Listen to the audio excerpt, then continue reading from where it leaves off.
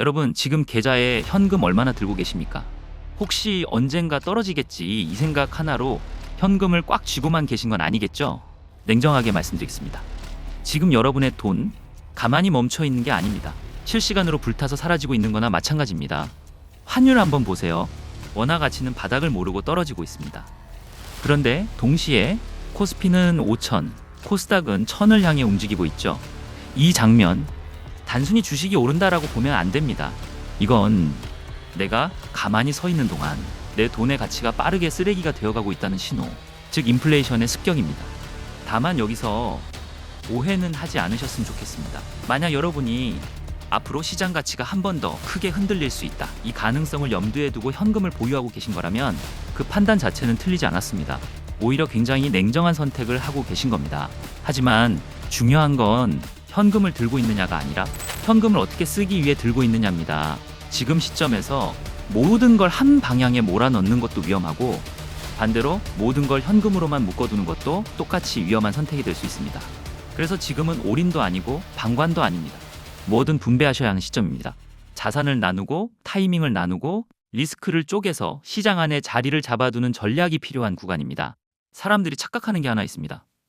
지수가 오른다고 해서 모두가 부자가 되는 건 아닙니다. 지금은 기업 가치가 폭발적으로 좋아져서 오르는 장이 아니라 화폐 가치가 빠르게 희석되면서 숫자만 올라가는 장에 가깝습니다. 그래서 현금을 들고 있는 사람은 아무 행동도 안 했는데 상대적으로 계속 가난해지고 있는 겁니다. 이제 중요한 질문을 하나 던져야 합니다. 이런 상황에서 우리는 계속 현금을 들고 버티는 게 맞을까요? 아니면 이 흐름 속에서 살아남는 쪽으로 자리를 옮겨야 할까요? 여기서 중요한 건 아무데나 옮기는 것이 아니라 이 인플레이션 환경에서도 돈이 빠져나가지 않는 영역이 어디냐는 겁니다. 지금 시장에서는 이미 답을 아는 자금들이 조용히 움직이고 있습니다. 뉴스에는 안 나옵니다. 대놓고 떠들지도 않습니다. 하지만 이 자금들의 공통점은 하나입니다. 경기가 흔들려도, 환율이 흔들려도 국가와 기업이 투자를 멈출 수 없는 영역으로 움직이고 있다는 겁니다. 그래서 오늘 이야기할 주제는 유행을 타는 테마가 아닙니다. 이미 커진 시장이 다음 단계로 넘어가기 위해 반드시 필요로 하게 되는 기술, 바로 그 지점입니다. 그 해답이 지금 다시 2차 전지, 그 중에서도 전고체 배터리입니다. 전고체 배터리는 언젠가 올 미래 기술이 아닙니다. 로봇, 전기차, 항공 모빌리티처럼 이미 현실이 된 산업들이 다음 단계로 가기 위해 반드시 해결해야 하는 병목입니다. 그리고 이 병목을 누가 먼저 풀어내느냐에 따라 앞으로 자금이 향하는 방향은 완전히 달라질 수밖에 없습니다. 지금부터 왜 2026년을 기점으로 2차 전지의 성격이 바뀔 수밖에 없는지, 그리고 왜 전고체 배터리가 그 중심에 설 수밖에 없는지를 차근차근 설명드리겠습니다. 여러분, 오늘 영상에서 제가 가장 중요하게 짚고 싶은 건 왜 다시 2차 전지를 봐야 하느냐가 아닙니다. 왜 2026년을 기점으로 2차 전지의 성격 자체가 완전히 바뀌게 되는가, 이 지점을 이해하셔야 합니다. 지금부터 말씀드릴 내용은 단순한 테마 이야기가 아닙니다. 이미 국가, 기업, 자본이 동시에 움직이고 있는 구조에 대한 이야기입니다. 먼저 하나만 짚고 가겠습니다. 현재 로봇, 특히 휴머노이드 로봇 시장은 2030년 전후로 600조 원 이상 규모로 성장할 것으로 전망되고 있습니다. 미국과 유럽에서는 휴머노이드 로봇이 실제 생산 라인에 투입되고 있습니다. 기술은 빠르게 발전하고 있습니다. AI, 소프트웨어, 센서 기술은 이미 상용화 단계에 들어섰습니다. 그런데 여기에는 아직 해결되지 않은 결정적인 한계가 하나 있습니다. 바로 배터리입니다. 현재 휴머노이드 로봇의 평균 작동 시간은 약 2에서 3시간 수준에 불과합니다. 산업 현장에서, 물류 제조 서비스 현장에서 안정적인 상용화를 하기에는 턱없이 부족한 시간입니다. 결국 로봇 기술의 상한선은 AI가 아니라 배터리가 결정하고 있는 상황입니다. 이 문제를 해결하기 위해 전 세계가 동시에 집중하고 있는 기술, 그게 바로 전고체 배터리입니다. 전고체 배터리는 단순히 차세대 배터리가 아닙니다. 지금의 리튬이온 배터리가 물리적으로 넘기 어려운 한계를 구조적으로 바꾸는 기술입니다. 왜 전고체 배터리냐? 첫째, 안전성입니다. 액체 전해질을 사용하지 않기 때문에 화재와 폭발 리스크가 크게 줄어듭니다. 둘째, 에너지 밀도입니다. 같은 부피에서 더 많은 에너지를 담을 수 있습니다.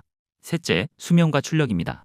로봇, 항공 모빌리티, 군수 장비처럼 고출력, 고내구성이 필요한 영역에서는 전고체가 사실상 유일한 해답에 가깝습니다. 이제 중요한 질문을 던져보겠습니다. 이 정도 기술이라면 언젠가가 아니라 누가 먼저 상용화하느냐가 중요해집니다. 그래서 지금 전고체 배터리는 기술 경쟁이 아니라 국가 간 전략 경쟁으로 바뀌었습니다. 중국은 이미 2027년 전후를 목표로 전고체 배터리 산업화를 공식 선언했습니다. 일본은 토요타를 중심으로 전고체 배터리를 완성차 내재화 전략으로 가져가고 있습니다. 미국은 배터리 단독이 아니라 AI 로봇 항공 산업 전체와 묶어 전고체를 전략 기술로 보고 있습니다. 그리고 한국 역시 이 경쟁에서 빠질 수 없는 위치에 있습니다. 이 지점에서 중요한 건 기업 간 동맹 구조입니다. 이제 배터리는 혼자 개발해서 끝나는 기술이 아닙니다. 완성차, 로봇, 모빌리티 기업과 배터리 기업이 연구 단계부터 양산까지 함께 갈 수밖에 없는 구조입니다.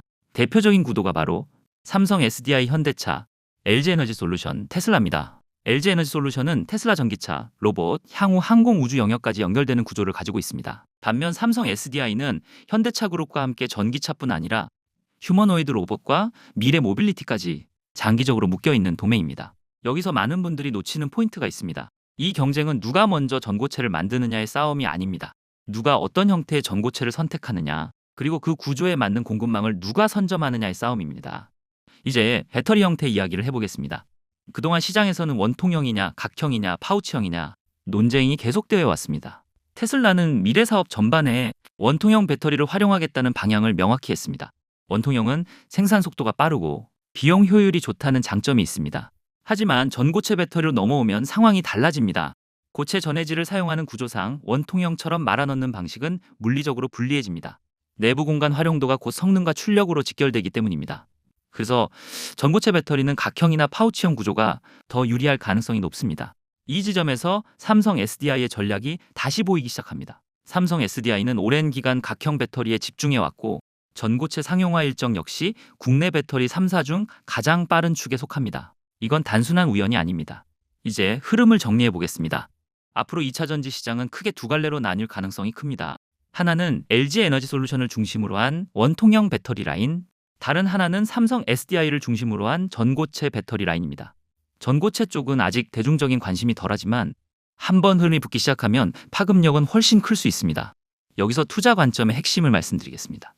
전고체 배터리에서 가장 중요한 건 완성품 배터리 회사가 아닙니다. 전고체 배터리를 만들기 위해 반드시 필요한 영역입니다. 전고체 배터리의 핵심은 크게 세 가지입니다.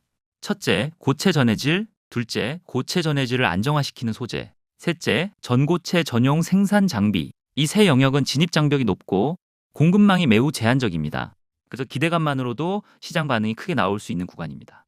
특히 전고체 배터리에서 가장 파급력이 큰 영역은 황화물계 고체 전해질입니다. 에너지 밀도와 출력에서 가장 유리하지만 수분 안정성이라는 난제가 존재합니다. 이 문제를 어떻게 구조적으로 해결하느냐가 전고체 상용화의 핵심입니다. 중요한 점은 이 고체 전해질을 배터리 회사가 외부에서 그대로 사서 쓰는 경우는 많지 않다는 겁니다. 대부분 자체 기술로 내재화하거나 핵심 원료와 공정만 외부에서 가져오는 구조를 선택합니다. 그래서 실제로 주목해야 할 곳은 전해질 그 자체가 아니라 그 원료, 첨가제, 장비 쪽입니다. 이제 이 흐름을 이해하셨다면 전고체 배터리는 언젠가 올 미래가 아니라 이미 일정과 투자 방향이 정해진 현실적인 산업 전환 구간이라는 게 보이실 겁니다. 정리하겠습니다. 전고체 배터리는 전기차만의 이야기가 아닙니다. 휴머노이드 로봇, 미래 모빌리티, 항공 우주 산업까지 연결되는 차세대 핵심 인프라입니다. 그리고 이 경쟁은 단기 테마가 아니라 10년 이상 이어질 구조적 흐름입니다. 이 구조를 먼저 이해하는 사람이 앞으로 시장에서 어디에 자금이 모일지를 한 발 먼저 보게 됩니다. 여기까지가 오늘 전고체 배터리 파트의 핵심입니다. 다음 영상도 아주 중요한 내용을 다룰 예정이니 놓치지 않으셨으면 좋겠습니다.